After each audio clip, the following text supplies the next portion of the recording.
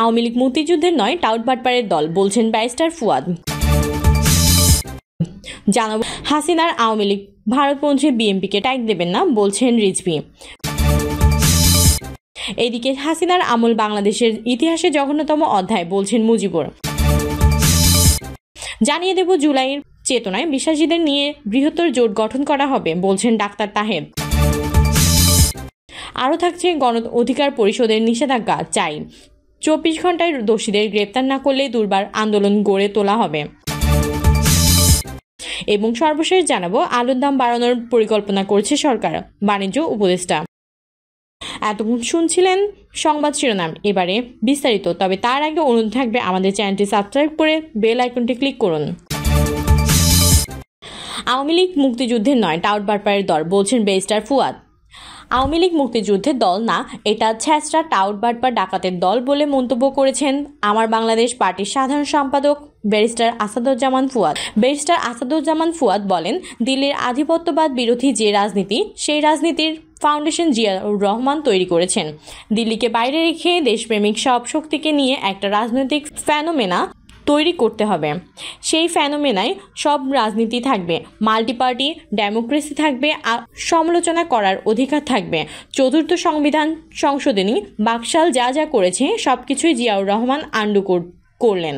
AB পার্টির সাধারণ সম্পাদক বলেন, মুক্তিযুদ্ধের বিএনপির একটি ন্যারেটিভ আছে, আওয়ামী লীগের একটা ন্যারেটিভ আছে, প্রত্যেকটি ন্যারেটিভের একটা কিছু ব্যক্তি আছে, হিরো আছে। আওয়ামী লীগ শেখ মুজিবকে বিক্রি করে, শেখ মুজিবকে বিক্রি করতে গিয়ে মুক্তিযুদ্ধের অন্য যত নায়ক আছে সবাই নাই করে দিয়েছে। তাই আরও বলেন, মুক্তিযোদ্ধা কোন দলে বেশি, আওয়ামী লীগ না বিএনপিতে? বিএনপিতে বেশি। প্রতীকধারী খেতাবধারী মুক্তিযোদ্ধা বিএনপিতে অনেক বেশি, কারণ আওয়ামী লীগ মুক্তিযুদ্ধের দল না, এটা ছ্যাচরা টাউট বাটপার ডাকাতের দল। ব্যারিস্টার ফুয়াদ বলেন, আওয়ামী লীগ মুক্তিযুদ্ধ না করেও যদি মুক্তিযুদ্ধের পুরো মালিকানা নিতে পারে, তাহলে বিশ্বাস করেন যদি আপনারা সতর্ক না থাকেন, 24-এর আন্দোলনের মালিকানা আওয়ামী লীগ এবং দিল্লি রেজিস্ট্রেশন করে নিয়ে নেবে। তিনি বলেন, সব কিছুকে সাদা চোখে দেখবেন না। দেশে নতুন করে 111-এর নতুন নাটক মঞ্চস্থ করার চেষ্টা চলছে। 111 করতে হলে যেই বয়ান প্রতিষ্ঠিত করতে হবে, যেই গল্প বানাতে হবে, যে মানুষকে শত্রু বানাতে হবে, সেসব কাজ দিনরাত চলছে। কারো নাম উল্লেখ না করে তিনি বলেন, গত সপ্তাহে প্রচুর নড়াচড়া দেখেছেন না? এ ওর সাথে দেখা করে, সে ওর সাথে দেখা করে, কেউ রিপোর্ট দিতে যায়, কেউ গোপনে মিটিং করে। প্রজাতন্ত্রের কর্মচারী চাকর বাকর যা চাকরি করে তাদের এত মিটিং করা লাগে না। কর্মচারীদের এত মিটিং কেন? কারণ হলো সে 111-এর নাটক তৈরির স্ক্রিপ্ট রেডি করছে। হাসিনার আওয়ামী লীগ ভারতপন্থী বিএনপিকে ট্যাগ দেবেন না, বলছেন রিজভী। বিএনপির সিনিয়র যুগ্ম মহাসচিব রুহুল কবির রিজভী বলেছেন, ভয়ঙ্কর রক্তপিপাসু শেখ হাসিনা আওয়ামী ফ্যাসিবাদ বিতাড়িত করার অবদান তারেক রহমানের। তিনি জুলাই আগস্ট আন্দোলনের পটভূমি রচনার প্রধান নায়ক। আমরা কি জুলাই আন্দোলনে ললিপপ খাচ্ছিলাম? এতে সর্বস্তরের মানুষের অবদান বা সহযোগিতা রয়েছে। তিনি বলেন, স্বৈরাচার খুনি হাসিনার আওয়ামী লীগ ভারতপন্থী, বিএনপি বাংলাদেশপন্থী রাজনৈতিক দল। আমাদের ভারতপন্থী ট্যাগ দেবেন না। একটি গোষ্ঠী নিজেদের অপকর্ম আড়াল করতে বিএনপির বিরুদ্ধে প্রচার চালাচ্ছে। ট্যাগিং, সাইবার বুলিং করা হচ্ছে। দেশের মাটি ও মানুষের সঙ্গে বিএনপির সম্পর্ক নতুন করে যতই চক্রান্ত হোক ব্যর্থ হবেই। জনগণের শক্তির কাছে কোনো ষড়যন্ত্র টিকে থাকবে না। রিজভী বলেন, গণতন্ত্র বিরোধী জাতীয়বাদী শক্তি টার্গেট করছে। বিএনপির কোনো প্রভু দেশের তাবেদারি রাজনীতি করে না। একটি গোষ্ঠী ষড়যন্ত্র করে নির্বাচন বন্ধের পায়তারা করছে। ডাকসু নির্বাচন প্রসঙ্গে তিনি বলেন, ছাত্রদল হলো আন্দোলন, সংগ্রাম ও নীতি আদর্শের দল। ঢাকা বিশ্ববিদ্যালয়ের শিক্ষার্থীরা যদি অবাধভাবে ভোটাধিকার প্রয়োগ করতে পারে, তাহলে ছাত্রদলের প্যানেলই জয়ী হবে। হাসিনার আমল বাংলাদেশের ইতিহাসে জঘন্যতম অধ্যায়, বলছেন মুজিবুর। জামায়াতে ইসলামী কেন্দ্রীয় নায়েবে আমির ও সাবেক এমপি অধ্যাপক মুজিবুর রহমান বলেছেন, ফ্যাসিস্ট হাসিনার শাসন আমল বাংলাদেশের ইতিহাসে জঘন্যতম অধ্যায়। 15 বছর ক্ষমতার মোহে শত শত মানুষকে খুন গুম করে নির্যাতন করা হয়েছে, তার কোনো হিসাব নেই। নিজের ক্ষমতাকে দীর্ঘায়িত করতে নিজের মতো আইন করেছেন, আইন বাতিল করেছেন। মুজিবুর রহমান বলেন, আধুনিক ও কল্যাণ রাষ্ট্র গঠনের পূর্বশর্ত হলো সৎ নেতৃত্ব প্রতিষ্ঠা করা। রাসূল সাল্লাল্লাহু আলাইহি ওয়াসাল্লাম সেই নেতৃত্বের প্রতীক। তার সুমহান আদর্শই আমাদের পথ নির্দেশিকা, তার রাষ্ট্র পরিচালনার নীতি আমাদের পাথেয়। তিনি বলেন, কোনো জাতির জন্য কল্যাণ করতে হলে অবশ্যই আল্লাহর রাসূলের রাষ্ট্রনীতি অনুসরণ করতে হবে। রাসূল সাল্লাল্লাহু আলাইহি ওয়াসাল্লাম ছিলেন সর্বযুগের সর্বশ্রেষ্ঠ আধুনিক রাষ্ট্র রাষ্ট্র ব্যবস্থার রূপকার। তিনি আল্লাহ প্রদত্ত যেই বিধানের প্রেক্ষিতে রাষ্ট্র পরিচালনা করেছেন সেটাই হলো আসল নীতি, আমাদের সেটাই অনুসরণ করতে হবে। জুলাই চেতনা বিশ্বাসীদের নিয়ে বৃহত্তর জোট গঠন করা হবে বলেছেন ডাক্তার তাহের।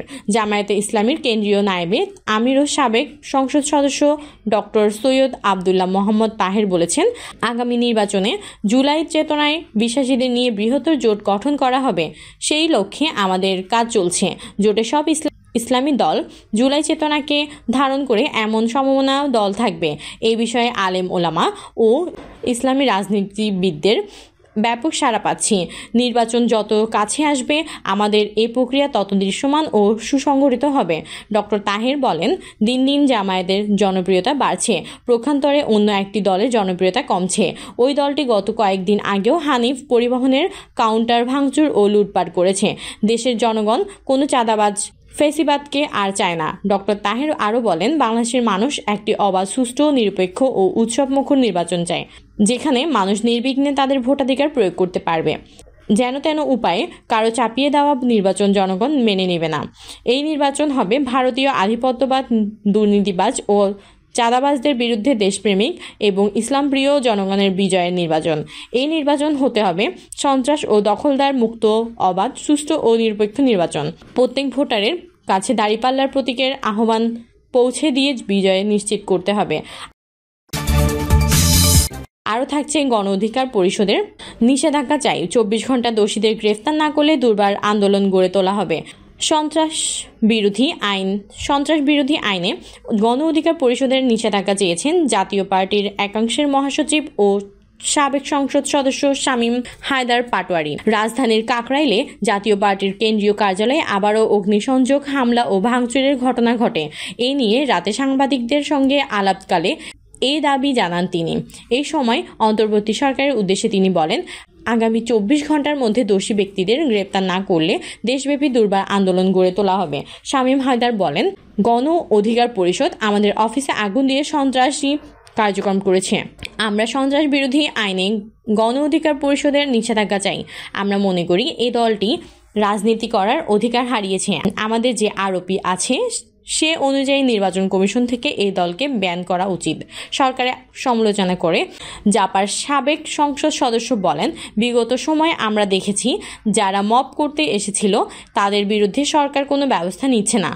যারা মবের ভিকটিম হচ্ছে তাদের বিরুদ্ধে তদন্ত হচ্ছে, তাদের অ্যারেস্ট করা হচ্ছে।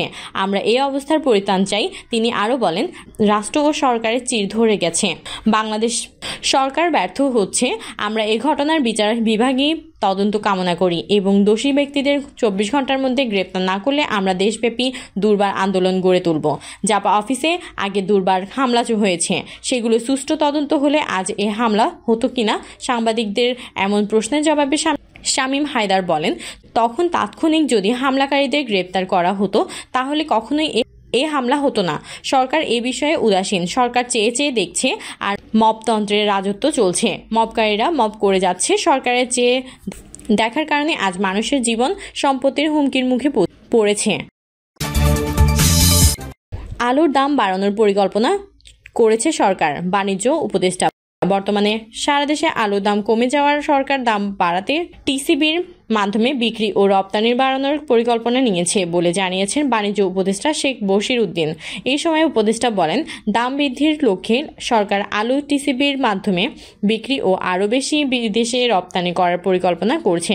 গত বছরের তুলনায় এবছর আলু উৎপাদন ও ফলন বেশি হওয়ায় আলুর দাম কমেছে। হেলিকপ্টার থেকে নামার পর প্রশাসনের পক্ষ থেকে গার্ড অফ অনার দেওয়া হয়।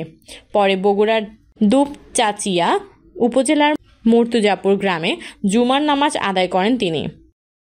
প্রিয় দর্শক, এই ছিল সর্বশেষ সংবাদ। আপডেট সব সংবাদ পেতে চ্যানেলটি সাবস্ক্রাইব করে বেল আইকনটি ক্লিক করে রাখুন। কমেন্টে আপনার মতামত জানিয়ে আমাদের সাথে থাকুন। ধন্যবাদ।